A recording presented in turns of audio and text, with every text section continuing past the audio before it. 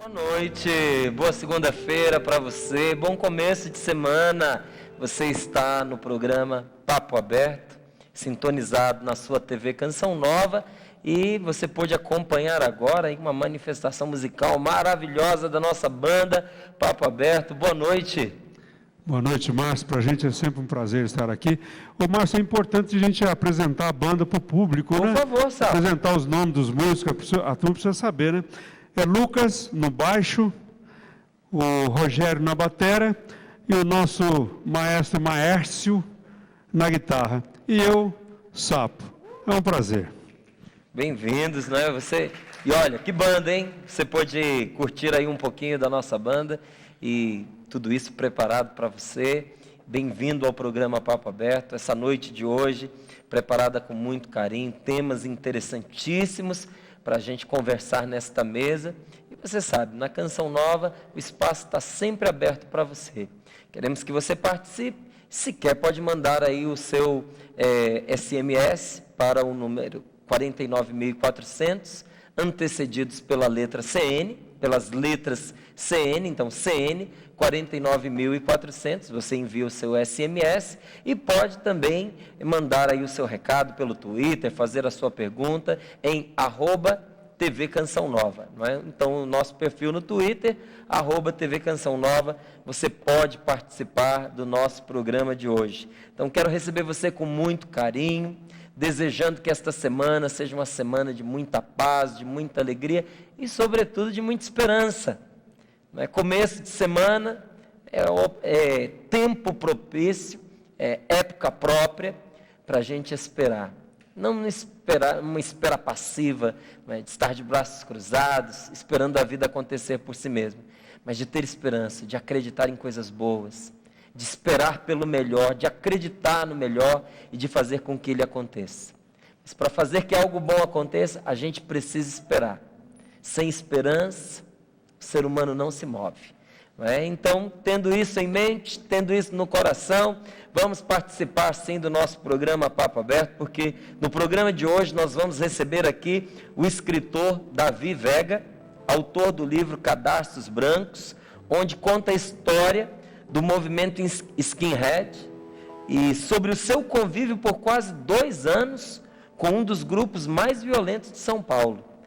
Vamos conversar também com o jornalista Oswaldo Luiz, editor-chefe da revista Canção Nova, que acaba de lançar o seu livro Ternura de Deus, onde nós percebemos que não basta a gente saber que Deus ama, nós precisamos experimentar esse amor de maneira encarnada na nossa vida.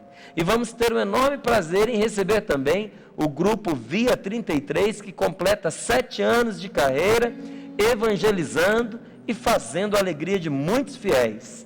Aí, esse é o nosso programa de hoje. Quero receber com muito carinho. Seja muito bem-vindo, Davi. Eu que agradeço sempre a oportunidade, né? Muito obrigado. Davi já veio enfrentando os desafios para chegar aqui, não é próprio de uma cidade como São Paulo. Essa cidade caótica aqui, né? Que a gente fica no trânsito feito um louco, né? Mas é bom que já chega no programa 1000 por hora, Você né? já fica eletrizado, né? Tá certo. A gente vai conversar aqui sobre o movimento Skinhead. Eu queria que, antes de mais nada, você explicasse para a gente o que é esse movimento. Porque eu acredito que, assim como eu, não é, grande parte do povo brasileiro enxerga esse movimento de uma maneira muito pequena, né? Muito reduzida, uma visão muito reducionista do que é o movimento. Então, a primeira coisa, para a gente não errar em enxergar esse grupo, é saber de verdade quem ele é. Explica para a gente, por favor. Bom, então vou fazer um pequeno histórico aqui do movimento, mas eu vou chegar no Brasil um pouco mais tarde. Primeiro eu vou começar com a origem mesmo do movimento Skinhead, né? Hoje, se você pergunta para qualquer pessoa sobre o movimento Skinhead, enfim, eles vão relacionar algo ao nazismo, ao fascismo, né? E tal, e é uma ideia, em partes, uma ideia errada. Por quê? Porque quando o movimento Skinhead surge, ele surge sendo um movimento apolítico. Então, na Inglaterra dos anos 60, né, no finalzinho, 69, que é um ano muito importante para o surgimento dos skinheads, existiam 2 grupos de jovens, um formado pela classe operária britânica mesmo, de ingleses, e um outro de imigrantes jamaicanos, que acabam levando para a Inglaterra o ska, o rocksteady, são músicas que deram, inclusive, origem ao reggae. E também esse grupo de jovens da classe operária britânica, os nativos, mesmo os europeus, eles tinham um grupo que era mais ou menos o pai deles, que era conhecido como Modernists, que a abreviação era MOD, que inclusive deu origem ao Pink Floyd, né, da banda Pink Floyd e tal, tem muita inspiração.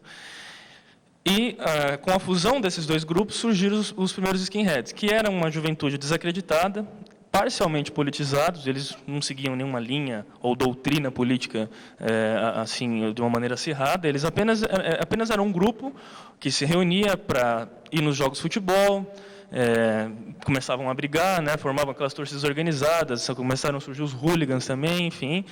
E, passado muito tempo, políticos de extrema-direita e também de extrema-esquerda da Inglaterra e, mais tarde, de toda a Europa, viu nesses jovens uma coragem, né? Eles eram destemidos, então viu um potencial nesses jovens de implantar as suas ideias indiretamente. Então, o que acontece? O antigo National Front, que era um partido de ultradireita, né, britânico, eles ficavam lá com seus políticos engravatados, né, pais de família, enfim, que não tinha nada a ver com essa imagem de ganguismo nem nada, que, com o discurso intelectual e com as ideias e com o ativismo do partido, encantavam esses jovens desacreditados, que viam promessas realmente muito grandiosas, para que realmente parece que... Sabe como é que é jovem, né? Parece que aquilo ali é a única coisa que existe e aquilo vai resolver todos os problemas da pátria, a situação do desemprego, enfim, e tudo. E eles acabaram indo, né, uma massa de manobra muito fácil, acabaram indo nas ideias desses políticos e começam a surgir, então, os primeiros grupos de skinheads politizados, que se deu na direita, tanto na direita quanto na esquerda também. A gente tem skinheads comunistas e anarquistas radicais também, não somente os nazistas. E aí, que tem uma quebra no grupo, inclusive pela parte da conservação racial, do nacionalismo acirrado, do racialismo também, né, que começam já a adotar ideias nacionalsocialistas, né, do nacionalsocialismo. O que acontece? Vocês, imigrantes americanos, não fazem mais parte do nosso grupo.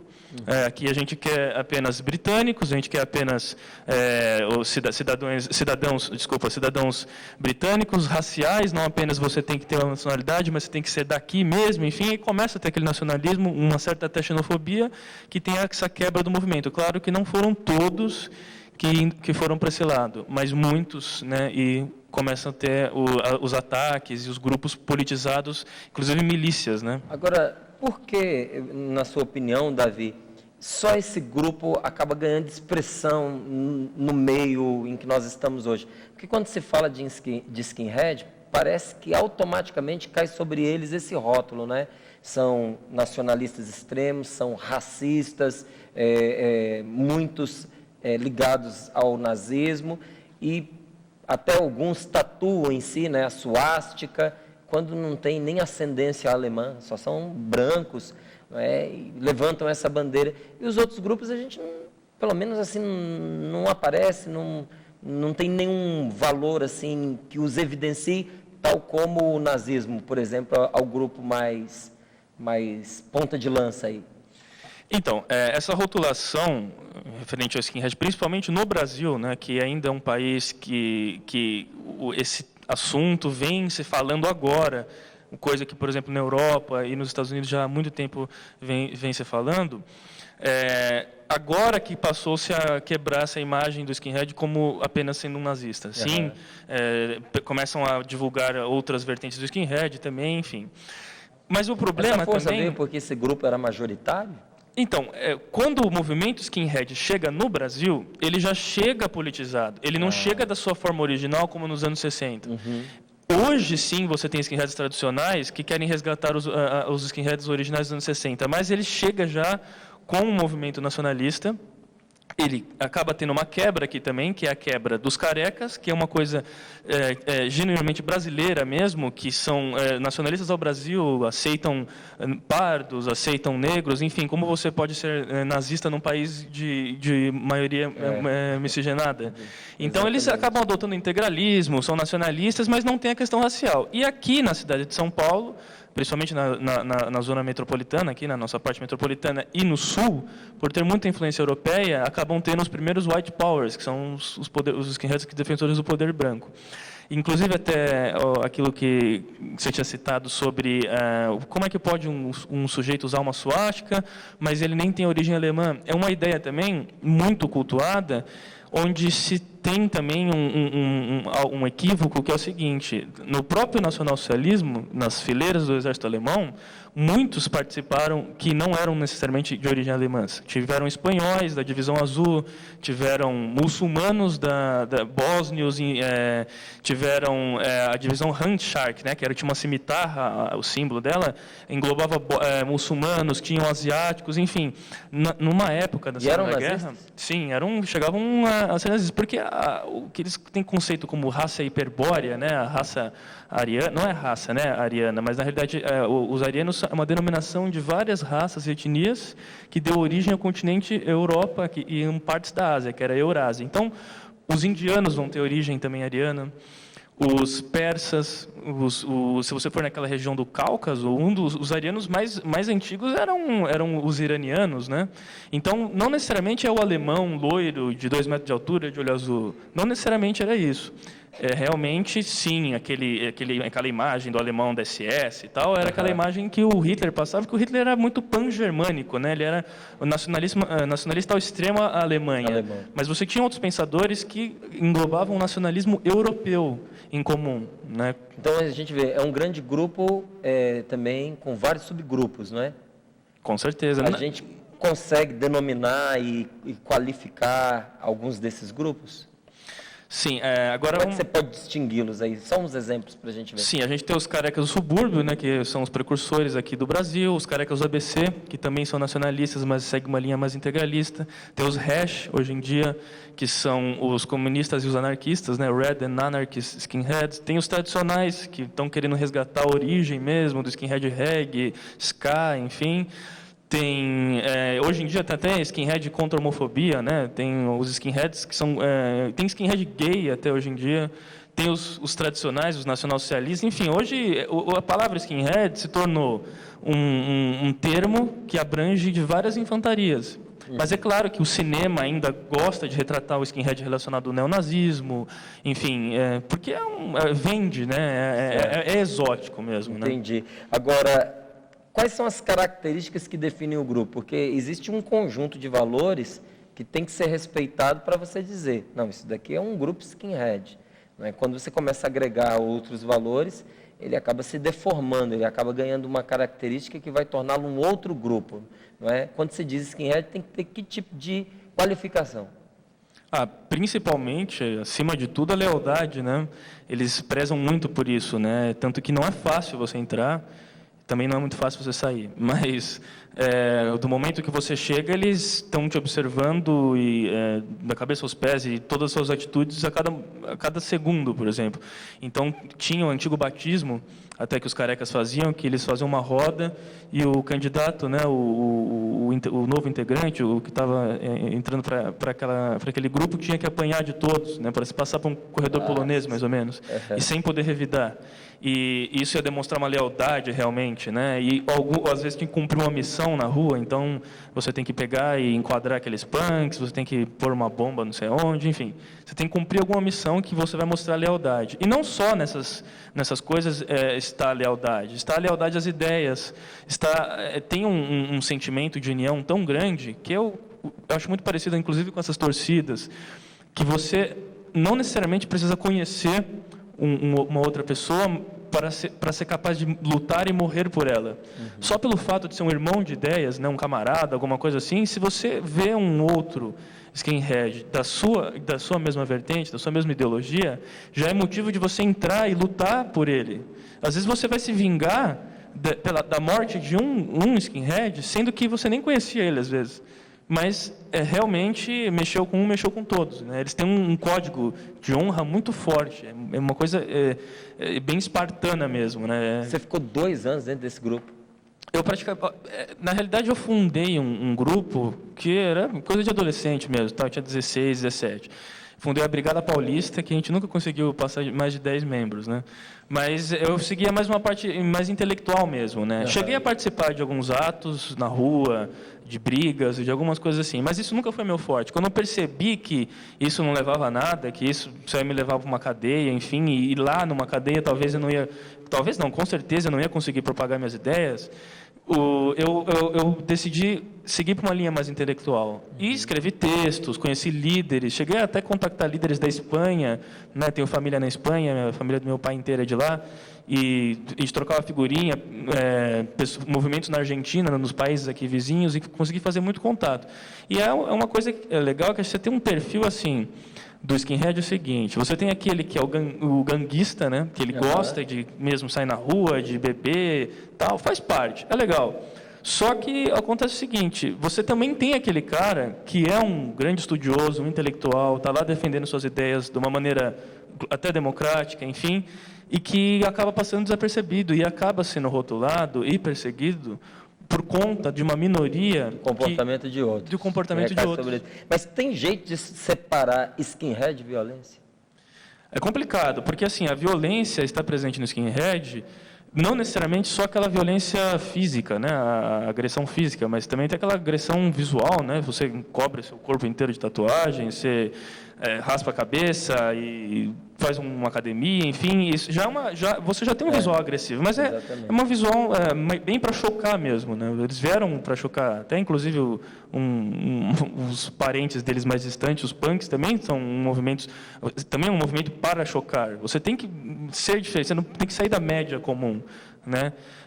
Então acaba tendo a sua agressão acaba sendo algo não somente física, mas é complicado porque a gente vive num mundo muito politicamente correto hoje em dia, onde claro que você tem que falar sobre isso hoje, mas onde qualquer coisa já é levado para o lado do bullying, já é levado para o lado da homofobia, enfim, de qualquer coisa, e fica complicado você ter atitudes de machão, né, como tinha se você se portar feito o Clint Eastwood, né, antigo, numa sociedade que condena isso, né? Poxa, quando a gente era pequeno, a gente crescia moleque brincando de dar soco, chamando o outro de bicha, não sei o quê. Hoje em dia é complicado. Então, por isso que no passado não era tão assim terrível ser um skinhead, mas hoje em dia, com essas condutas, às vezes até exacerbadas do politicamente correto, fica muito difícil um indivíduo ter condutas assim. É porque, pelo que você estava falando, não a imagem do grupo é explorada por uma questão de moda também, não é? A moda é um grupo impactante, então às vezes é interessante tê-lo para chamar a atenção sobre uma ideia, sobre um produto, não é? Mas justamente para aproveitar essa imagem que o grupo já traz, às vezes vai se pondo valores nele que negam a origem do grupo. Então, por exemplo, se você estuda sobre a história dos skinheads, você percebe que a violência, não é? Que a gente não está fazendo apologia a nenhuma violência aqui. Com certeza. Estamos apenas identificando o grupo, não é? O grupo tinha esse valor, mas tinha esse valor como um atestado de virilidade. Não é? Nós somos homens e nós brigamos. Não é? Se mexe com a gente responde. E aí você estava me dizendo, hoje você tem uma vertente que está justamente como um contraponto da virilidade. Então isso não deformou a ideia do grupo? Tem muito, que na realidade não é o grupo tem vários segmentos, né? Ainda tem, sim, por exemplo, jamais um NS, ou um careca, um integralista, enfim, vai entrar nessa onda da modernidade, assim, do jeito que isso aparece. Claro que não. Mas você tem, por exemplo, os Sharps, que são os skinheads contra o preconceito racial, que levantam bandeiras a favor dos homossexuais. Você teve, inclusive, um embate, foi o ano passado, na passeata gay, que eles foram lá com bandeiras como é que e tal. você vai contrapor virilidade? Então, acaba sendo uma deformação, uma distorção do grupo, por parte de alguns, que também adotaram a palavra skinhead. Talvez o skinhead, para eles, fica sendo apenas no visual e no estilo de música, não necessariamente das mesmas bandas, porque as letras variam, mas o ritmo da música, enfim, e tal, mas não nada mais do que isso, porque no fundo, são pessoas, assim, ideologias muito diferentes. Certo.